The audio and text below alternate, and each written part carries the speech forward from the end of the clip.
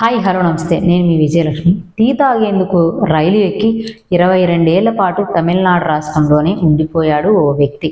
పనుల కోసం కొందరితో కలిసి రైలు ప్రయాణంలో తమిళనాడు వెళ్లిన వ్యక్తి మధ్యలో ఓ స్టేషన్లో టీ తాగుదామని దిగాడు. ఆ తర్వాత రైలు అందుకోలేకపోయాడు. భాష రాదు, చేతిలో డబ్బు లేదు, ఎటుపోవాలో తెలియని దిక్కుతోచని పరిస్థితి. అతన్ని ఓ వ్యక్తి చేరదీస్తానని, పని కల్పిస్తానని ఆ అమాయకుణ్ణి ఏకంగా 22 ఏళ్ల పాటు ఆ అయిన వాళ్ళకి స్వస్థానానికి దూరమై వెట్టి చాకిరితో మగ్గిపోయాడు. ఎట్టకేలకు అధికారుల చొరవతోటి ఆదివారం కుమార్తె చెంతకు చేరాడు.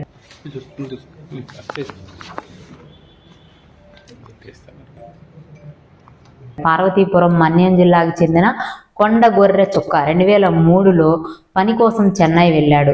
అక్కడి నుంచి రామనాథపురం వెళ్లే రైలు ఎక్కి మధ్యలో శివగంగై రైల్వే స్టేషన్లో టీ తాగడం కోసం దిగాడు. అంతలోనే తాను వెళ్లాల్సిన రైలు వెళ్ళిపోయింది.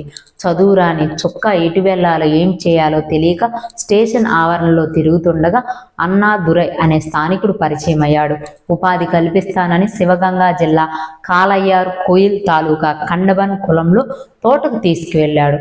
చుక్క పేరును అప్పారావుగా మార్చి కట్టు బానిసగా చేసుకున్నాడు. నాటి నుంచి అతడికి గొర్రెల కాపరిగా మార్చాడు. జీతం లేకుండా అన్నం పెట్టి నీళ్లు పెట్టి చాకిరి చేయించుకున్నాడు. బయటికి వెళ్ళడానికి వీలు లేకుండా కుటుంబీకులను సంప్రదించకుండా చేయడంతో విధి లేక బాధితుడు అక్కడే చిక్కుకుపోయాడు. అధికారుల చొరవతో విముక్తి. ఈ ఏడాది జనవరి 31 శివగంగా జిల్లా కార్మిక సంక్షేమ శాఖ అధికారులు వెట్టి చాకిరీ ఉన్నవారిని గుర్తించేందుకు ప్రత్యేక తనిఖీలు చేపట్టారు. ఈ క్రమంలో గొర్రెలు కాసుకుంటున్న చుక్కను గుర్తించారు.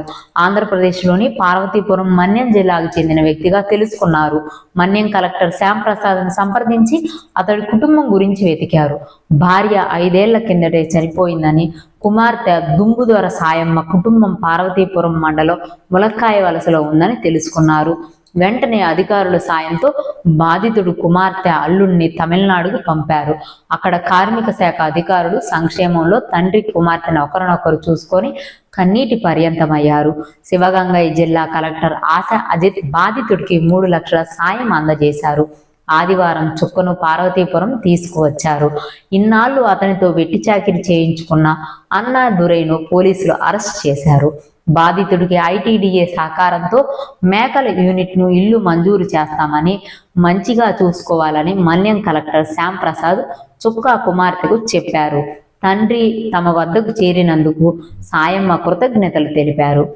చూశారు కదండి, 22 ఏళ్ల పాటు ఎట్టి చాకిరీ చేసి ఈ విధంగా అక్కడ చిక్కుకుపోయినటువంటి వ్యక్తిని కూతురికి దగ్గర చేయడంలో అధికారులు తమ పాత్ర అయితే చాలా మంచిగా చేశారనే చెప్పాలి.